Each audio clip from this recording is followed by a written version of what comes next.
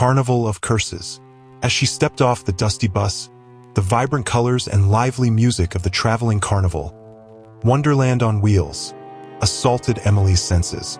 The Ferris wheel spun lazily in the fading light of day, its seats swinging like skeletal fingers. Emily, a curious and adventurous soul, had always been drawn to the unknown, the unexplained, and the eerie aura surrounding this carnival had piqued her curiosity. The carnival's owner, the enigmatic Mr. Blackwood, greeted Emily with a wide smile and an unnerving glint in his eye. "Welcome, dear. I've been expecting you. We have a story to share, one that will make your heart race." As the sun dipped below the horizon, casting the carnival in an eerie twilight, Mr. Blackwood led Emily through the bustling crowds to a secluded tent. Inside, a lone figure sat shrouded in shadows, its presence seeming to fill the space. The cursed performers.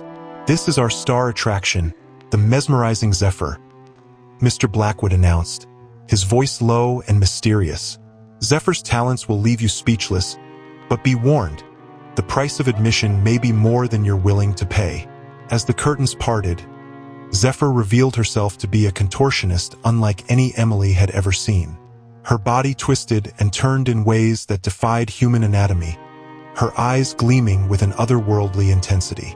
The audience gasped in a mix of awe and terror as she performed her act, each movement seemingly more impossible than the last.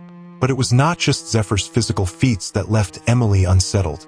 There was something about her, something that hinted at a darkness lurking beneath the surface.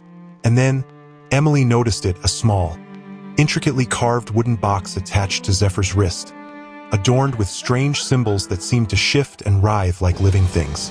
The dark history. As the night wore on, Emily discovered that Zephyr was not the only performer with a mysterious past.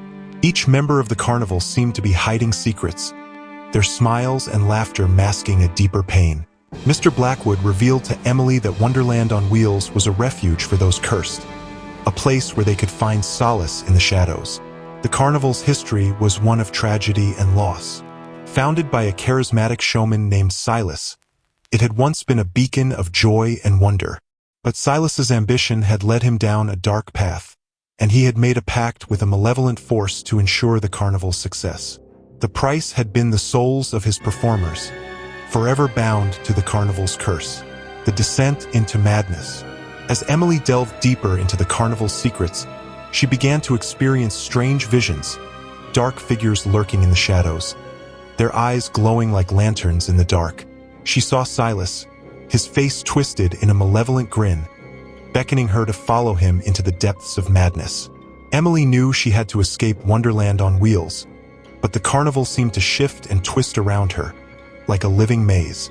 Every path led her back to Zephyr's tent, where her haunting gaze seemed to hold a sinister secret. The final confrontation. In the dead of night, Emily confronted Zephyr, demanding to know the truth. Zephyr's eyes flashed with a hint of madness, and she spoke in a voice barely above a whisper. "You should not have come here, Emily. Now you are trapped, just like us." As the darkness closed in around her, Emily realized that Zephyr was not just a performer but a guardian of the curse. She was the one who ensured that the carnival's secrets remained buried, and its performers remained forever bound to the darkness. In a desperate bid to escape, Emily fled the tent, but the carnival seemed to have a life of its own. The Ferris wheel spun faster, its seats swinging like skeletal fingers, as if trying to snatch her back. The music grew louder, a cacophony of terror that echoed through her mind. The eternal curse. Emily stumbled through the crowds, the colors and lights blurring together in a maddening whirlwind.